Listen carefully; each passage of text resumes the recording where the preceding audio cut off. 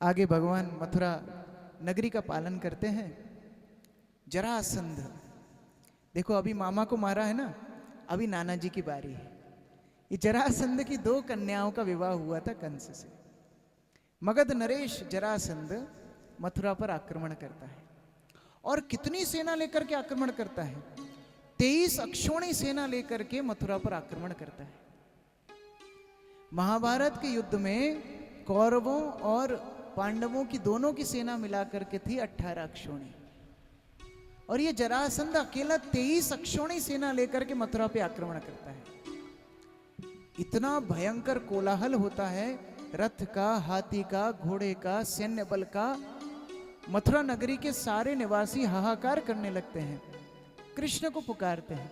उग्रसेन महाराज सेनापति को तैयार करते हैं, सेना तैयार करो, हम जरासंध से युद्ध करेंगे। यहां भगवान कृष्ण बोलते हैं कोई जरूरत नहीं, हम सबको संभाल लेंगे। कृष्ण और बलराम दोनों मथुरा नगरी के बाहर निकलते हैं और दोनों भाई मिल करके 23 अक्षौणी सेना का वध कर देते हैं अकेले। जरासंध को बंदी बनाया जाता है। जरासंध जैसे ही बंदी अवस्था में है, कृष्ण बलराम को बोलते हैं छोड़ दो, जाने दो इसको। जरासंध वापस जाता है। इतना क्रोध जरासंध के अंदर है, मार देता तो ठीक था, छोड़ क्यों दिया? परास्त किया, लज्जित किया, छोड़ दिया। अब तो मैं बताऊंगा। दोबारा से 23 अक्षौणी सेना इकट्ठी करके लाता है, फिर आक्रमण करता है, फिर कृष्ण बलराम सबको मार देते हैं, फिर से बंदी बनाया जाता है, कृष्ण फिर छोड़ देते हैं। तीसरी बार, चौथी बार, 5वीं बार, 15 बार, 16 बार, 17 बार, 23 अक्षौणी हर बार लाता है, और ये हजारों लाखों सैनिकों को, सैन्य बल को कृष्ण बलराम मार देते हैं। कोई पूछ सकता है कि बार बार जरासंध को भगवान छोड़ते ही क्यों है जो इतनी सेना इकट्ठी करके लाता है? कृष्ण और बलराम बोलते हैं भैया देखो, राम अवतार लिया, बड़ा चलवाया लोगों ने हमको। अयोध्या से लेके लंका तक इतना चल चल के गए हर असुर को मारने के लिए। अब चलने फिरने का काम नहीं है, अभी होम डिलीवरी चाहिए। तो ये जरासंध बड़ा अच्छा है, ये इकट्ठा कर करके ले आता है, हम गेट पे ही मार देते हैं सबको, जाने की जरूरत ही नहीं है। 17 बार जरासंध को परास्त किया। 18वीं बार जरासंध कुछ ब्राह्मणों को बिठा करके आया अनुष्ठान में, और बोलता है कि अगर ये अनुष्ठान सफल हुआ और मैं कृष्ण को विजयी हो गया कृष्ण के ऊपर, तो तुम्हें बहुत दान मिलेगा, और इस बार हार गया तो कृष्ण तो मुझे छोड़ता ही है, आकर के तुम सबका वध करूंगा।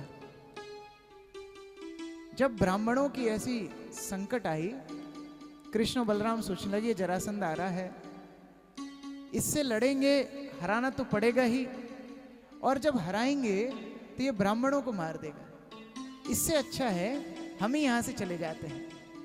रात में सारे के सारे मथुरावासी सोए, और सुबह जब उठे तो एक विचित्र स्थान पे उठे।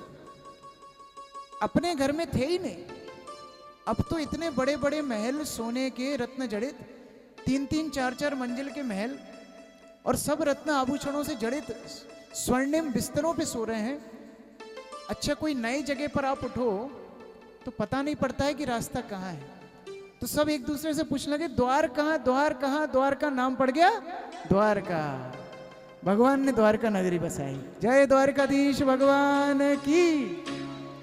भगवान ने द्वारका नगरी में स्थानांतरित कर दिया पूरी मथुरा नगरी को। समुद्र के बीच में, सभी तरफ समुद्र है, बीच में द्वारका नगरी। वैकुंठ की सारे ऐश्वर्य द्वारका नगरी में है। यहां जरासंध आया, मथुरा नगरी गायब, किससे युद्ध करेगा? अपना समूह लेकर के वापस गया, ब्राह्मणों की भी रक्षा हुई।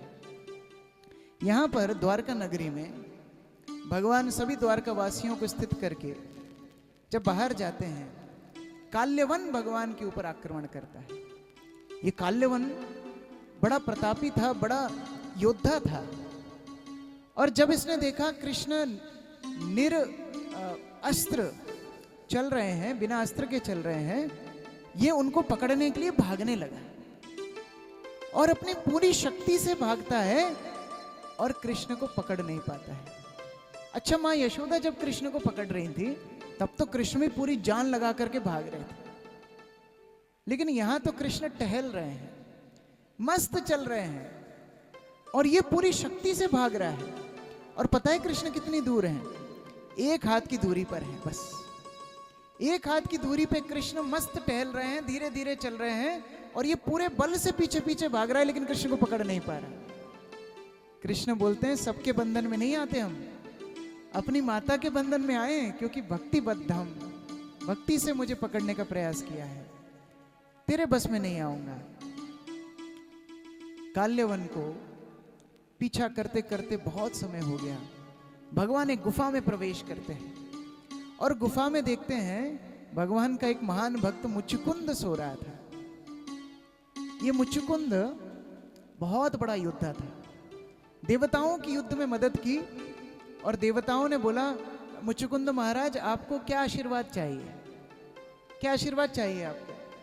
पता है उसने क्या आशीर्वाद मांगा? जो आप सबके दिल की बात है, वही आशीर्वाद मांगा। मुचुकुंद ने देवताओं को बोला भैया बहुत थक गया हूं, थोड़ा सोना है, सोने के लिए थोड़ी व्यवस्था कर दो। देवताओं ने बोला सो जाओ, क्या दिक्कत है? मुचुकुंद बोला नहीं, हम ऐसे आराम से सोना चाहते हैं, कोई परेशान ना करे, तो ऐसा वरदान दो यदि कोई मुझे नींद से उठाए तो मैं जिस दृष्टि से उसको देखूं वो जल करके राख बन जाए, ये आशीर्वाद दो। देवताओं ने बोला ठीक है तथास्तु। मुचुकुंद वो संग्राम करके देवताओं का आशीर्वाद प्राप्त करके सो रहा था।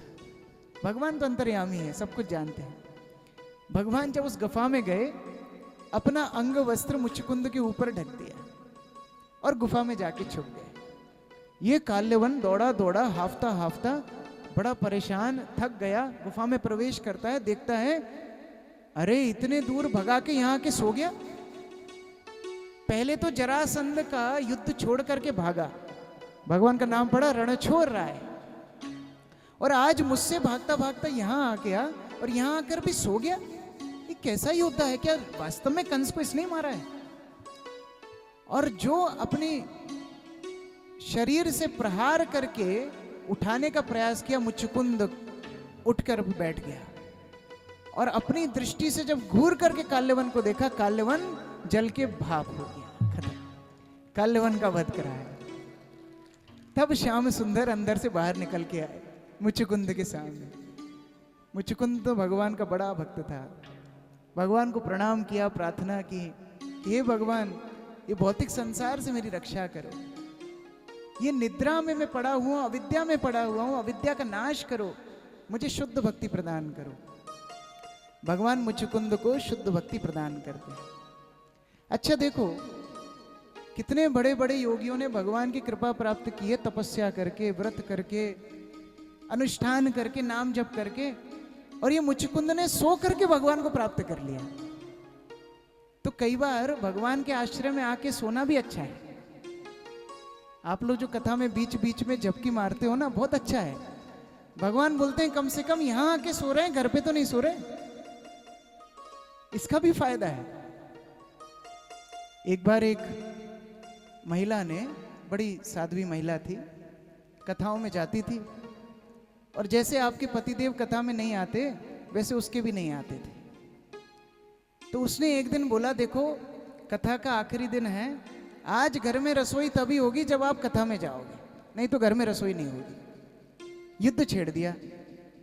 अब बेचारा पति क्या करता, भोजन तो चाहिए, हरा थका पूरे दिन का काम करके कथा में आया। अच्छा लोग बड़े प्रसन्न हो गए, जो कभी कथा में नहीं आता था आज आ गया, तो बड़ा सत्कार किया यजमान ने, आइए जी आइए, आइए जी आइए, आइए, सत्कार किया उसका, बैठिए जी बैठिए जी बैठिए, बैठ गया। अब कथा का कुछ ऐसा आनंद होता है, जैसे ही मंगलाचरण होता है वैसे ही नींद आ जाती है। वो आया, बैठा, व्यास जी ने कथा शुरू की और वो सो गया। कथा पूरी हो गई, लोग नाच लिए, गा लिए, कीर्तन हो गया, आरती हो गई, सब हो गया, 5 घंटे कथा खत्म, इसकी समाधि नहीं टूटी। सब अपने अपने घर को चले गए, ये भैया जी वहीं बैठे। तब झाड़ू लगाने वाले ने हिला के बोला अब जाइए जी, अब जाइए। बेचारे ने कथा में ये 3 ही शब्द सुने थे, आइए जी, बैठिए जी, जाइए जी। घर गया, पत्नी ने पूछा कथा सुन के आए हो? हाँ। भोजन तभी मिलेगा, पहले बताओ क्या सीख के आए? तो बेचारा पूरे टाइम सो रहा था।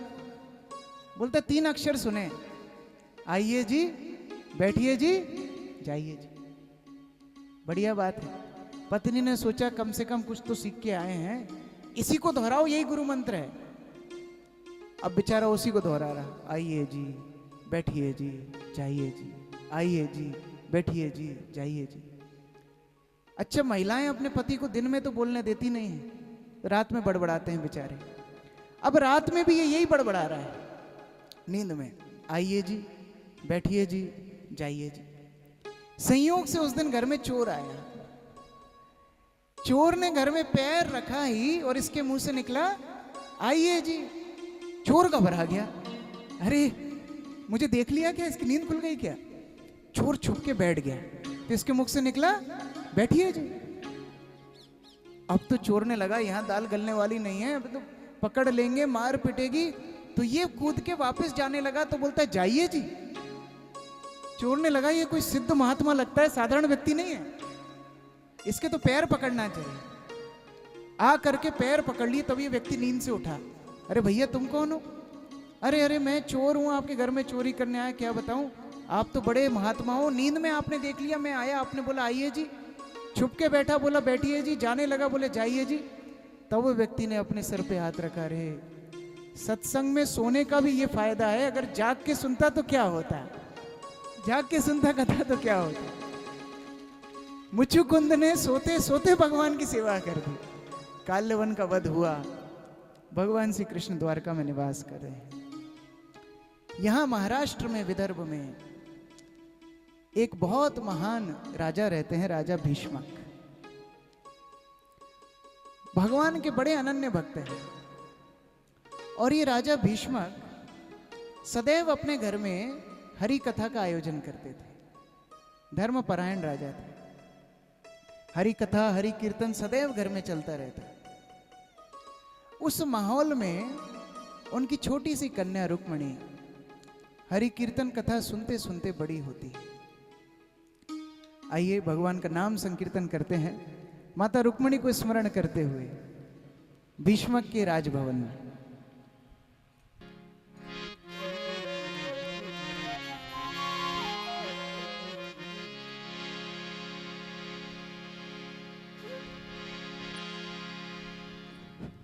हरि हरि बोलो श्री रुक्मणी द्वारकाधीश भगवान की जय हो। अभी अभी रुक्मणी द्वारकाधीश हुए नहीं, अभी रुक्मणी छोटी है। रुक्मणी मैया की जय हो।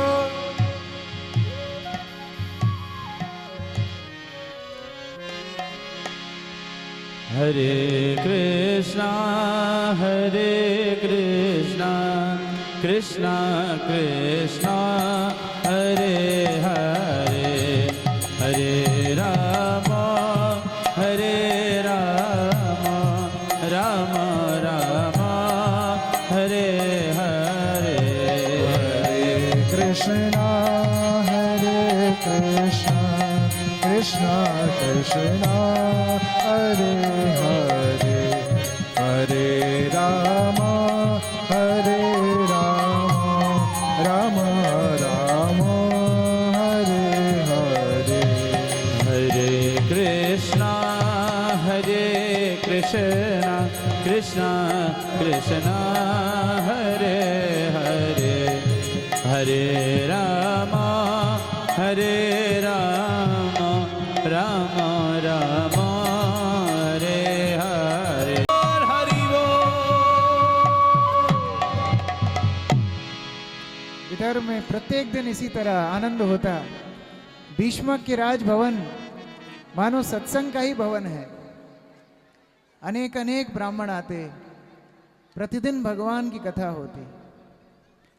और ये छोटी सी कन्या रुक्मणी ये सारी कथाओं को श्रवण करती। एक बार दोनों हाथ ऊपर कीजिए और बोलिए हरे कृष्णा हरे कृष्णा हरे कृष्णा हरे कृष्णा कृष्णा कृष्णा कृष्णा कृष्णा हरे हरे हरे हरे हरे राम राम हरे राम हरे राम राम राम राम हरे हरे। प्रतिदिन भीष्मक के राजभवन में हरि कथा और विशेषतः श्री कृष्ण की लीलाएं चर्चा होती है। कैसे श्री कृष्ण वृंदावन में छोटी छोटी गाय लेकर के वन में जाते हैं, कैसे बड़े बड़े असुरों का वध किया, कैसे श्री कृष्ण मथुरा में आए, कैसे श्री कृष्ण ने कंस का वध किया, और कैसे श्री कृष्ण द्वारका नगरी बसाई, और कैसे श्री कृष्ण ने जरासंध को परास्त किया। ये सारी कथाएं भीष्मक राज के भवन में प्रत्येक दिन चलती थी और रुक्मिणी श्रवण करती। अच्छा, श्रवण का महत्व क्या है? श्रवण करने से धीरे धीरे व्यक्ति के प्रति आसक्ति हो जाती है। जितना हम जिसके बारे में सुनते हैं उससे लगाव हो जाता है, और विशेषतः बच्चों के ऊपर इसका बड़ा प्रभाव पड़ता है।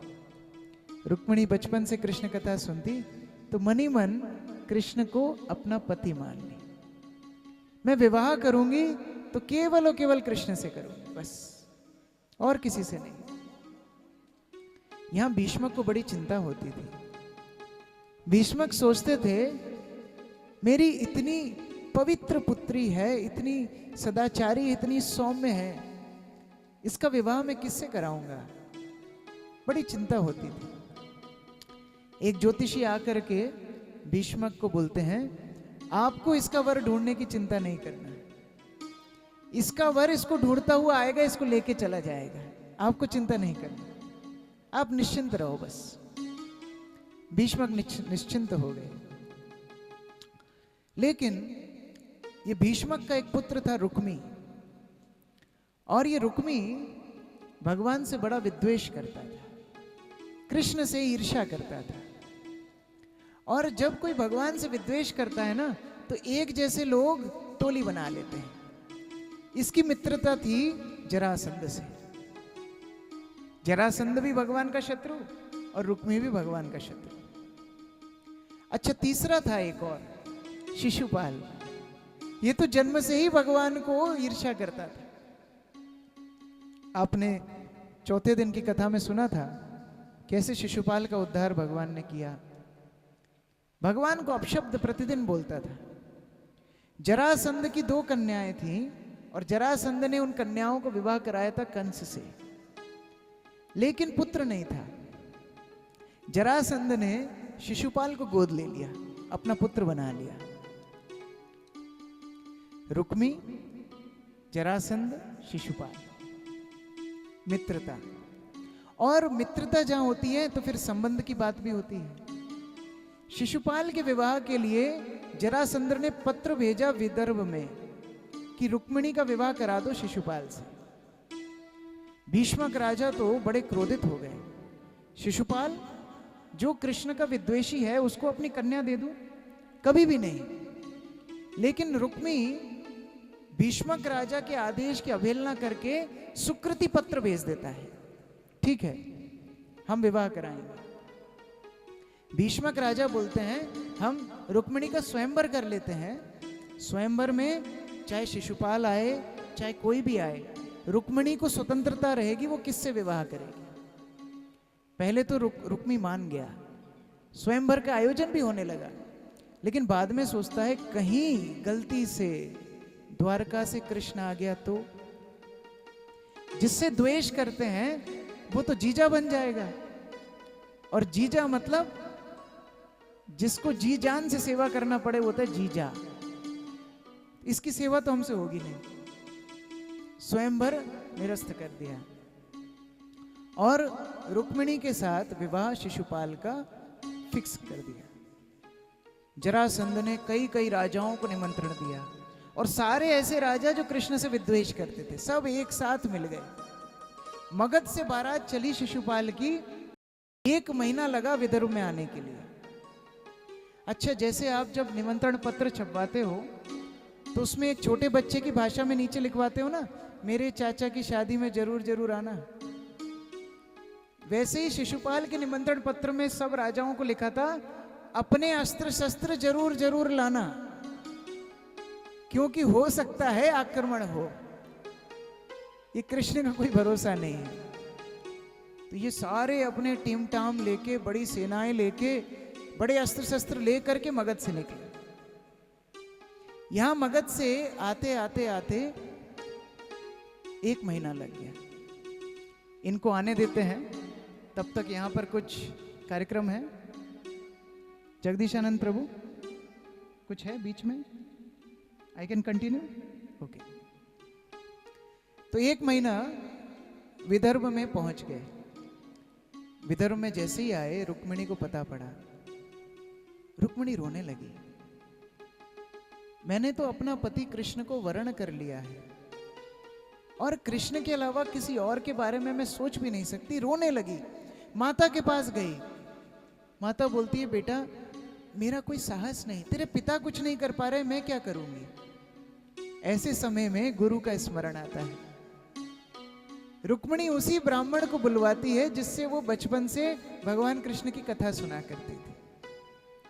चरणों में गिरती है, बोलती, हे गुरुवर, आपसे कृष्ण के बारे में इतना सुना, अब तो मैं किसी और को हृदय दे ही नहीं सकती।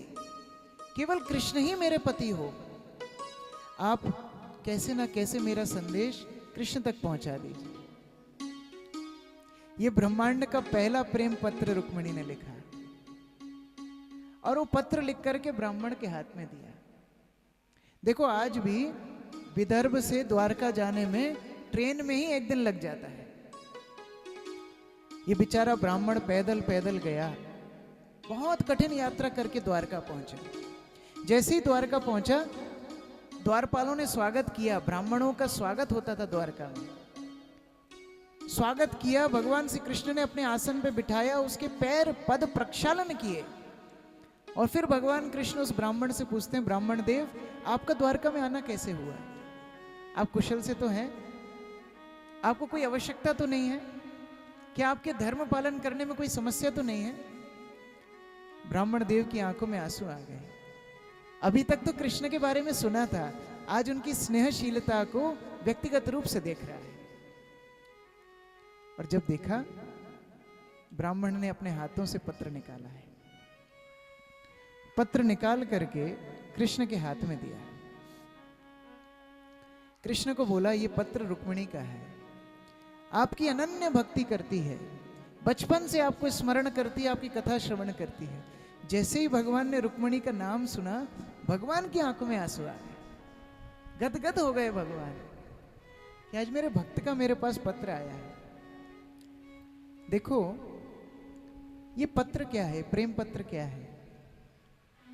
भगवान श्री कृष्ण हमें प्रतिक्षण अपनी ओर आकृष्ट करने का कितना प्रयास करते हैं।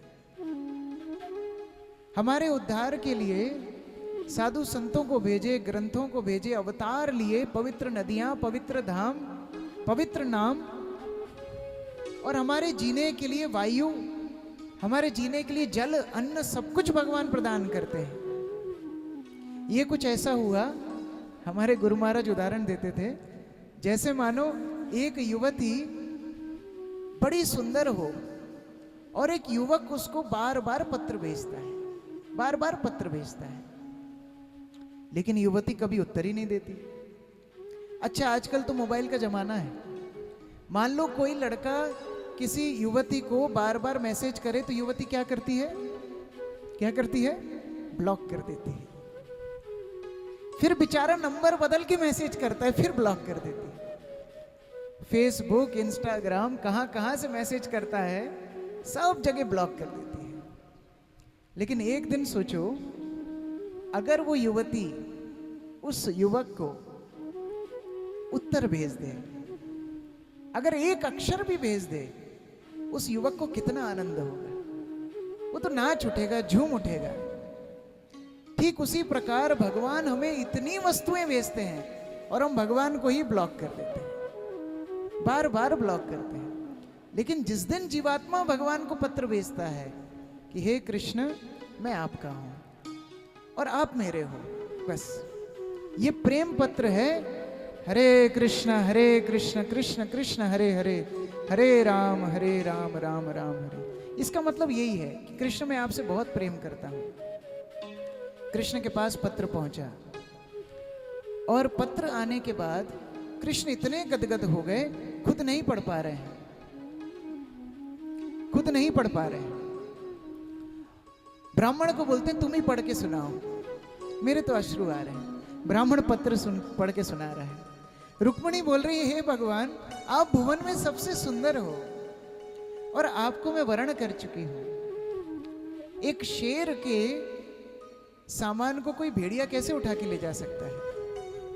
मैं शिशुपाल के साथ नहीं जाऊंगी, मैं अपने जीवन को त्याग कर दूंगी और जन्म जन्म लेती रहूंगी जब तक मैं आपको वर्ण ना कर लूं। आप आकर के मुझे स्वीकार कीजिए। कृष्ण बोलते हैं लेकिन मैं कैसे जाऊंगा, कहां स्वीकार करूंगा, कैसे लूंगा? ब्राह्मण बोलते हैं वो भी रुक्मिणी ने आगे लिखा है। बोलती है जिस दिन विवाह है उस दिन सुबह गिरिजा माता के मंदिर में पूजा होगी।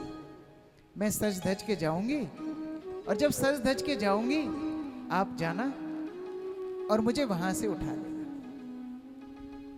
बड़ा सुंदर आयोजन होता है। कृष्ण दारूक को बुलाते हैं, रथ निकालो। कृष्ण रथ पे चढ़ जाते हैं, ब्राह्मण देव को बिठाते हैं। ब्राह्मण देव को बोलते रास्ता दिखाओ, और जो दारूक रथ चलाता है, ये ब्राह्मण तो उड़ के बाहर जाने वाला था, कृष्ण हाथ पकड़ लेते हैं। अरे भैया तू ही तो रास्ता दिखाएगा, तू कहां जा रहा है, बैठ। अभी ब्राह्मण रास्ता दिखा रहा है। जो रास्ते को कई दिनों में ब्राह्मण पहुंचा था, एक रात के भीतर कृष्ण विदर्भ पहुंच जाते हैं। जय कृष्ण कन्हैया लाल की जय।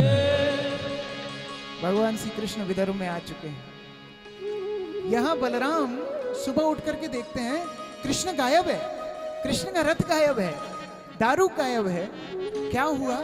पूछ पूछ के पता पड़ता है विदर्भ से एक ब्राह्मण आया था। बलराम सब समझ जाते हैं क्या हुआ। सारी सेना को इकट्ठा करते हैं। अरे कृष्ण ना रुक्मिणी का हरण करेगा, निश्चित करेगा, और वहां युद्ध होगा, उसे मेरी जरूरत पड़ेगी। सारी सेना बोलती है बलराम दाऊ भैया हम पहुंचेंगे कैसे? कृष्ण तो पहुंच गया। दाऊ भैया बोलते सब अपनी अपनी आंखें बंद करो। सबने अपनी अपनी आंखें बंद की। बलराम बोलते हैं अभी आंखें खोलो। जैसी आंखें खोली ये सब विदर्भ पहुंच गए बलराम की कृपा से। कृष्ण बलराम विदर्भ में आ गए और विदर्भ में जैसे ही कृष्ण बलराम का प्रवेश होता है, वो प्रवेश करने मात्र से सारे के सारे विदर्भ के निवासी कृष्ण बलराम के पास चले जाते हैं। कृष्ण बलराम को प्रेम कर रहे हैं, दर्शन कर रहे हैं। यहां बड़ा पांडाल लगाया रुक्मी ने। शिशुपाल जरासंध ने बड़े भंडारे खोले, सब खाली। सब तो गए कृष्ण बलराम का दर्शन करने। रुक्मिणी क्रंदन कर रही है, रुक्मिणी रो रही है, और रोते रोते रुक्मिणी सोच रही है अरे ब्राह्मण आया नहीं, आज तो विवाह होने वाला है, कृष्ण आए कि नहीं।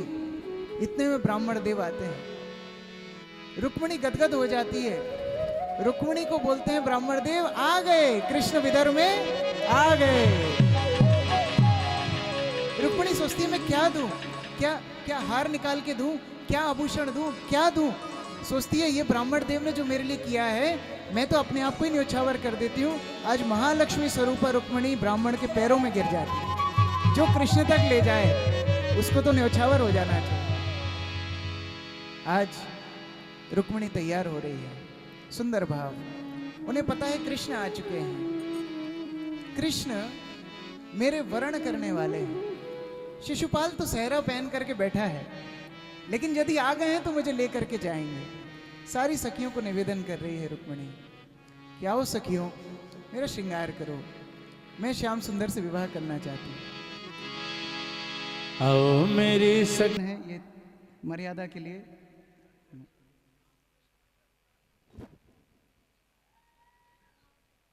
हरे कृष्ण।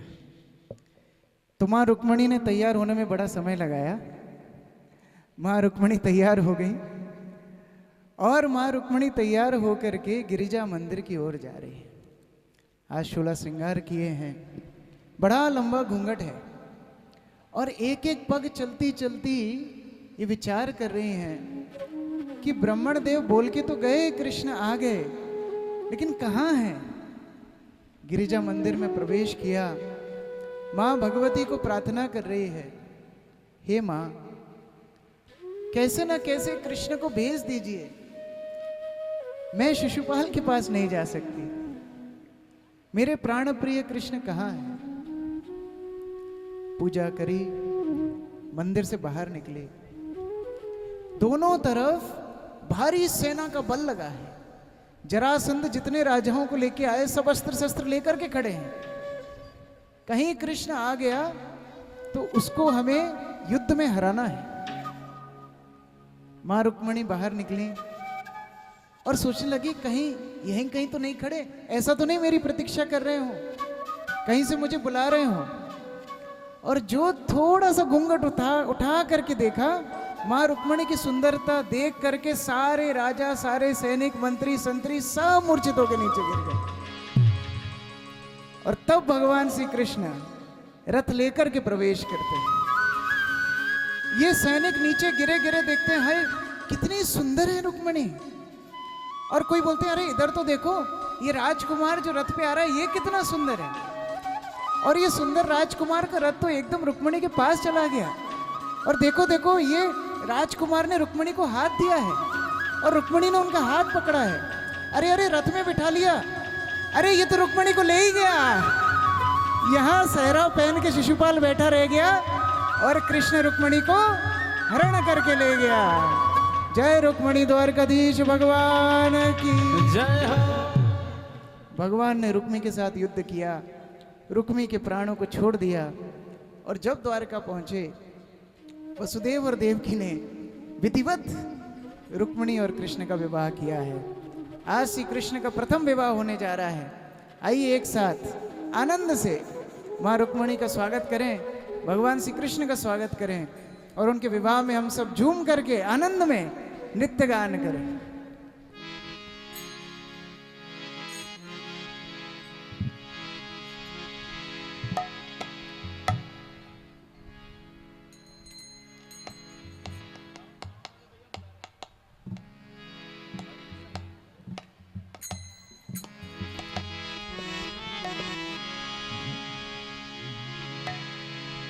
हरे कृष्णा कृष्ण कृष्ण हरे हरे, हरे राम राम राम हरे हरे। बोलो हरे कृष्ण कृष्ण कृष्ण कृष्ण हरे हरे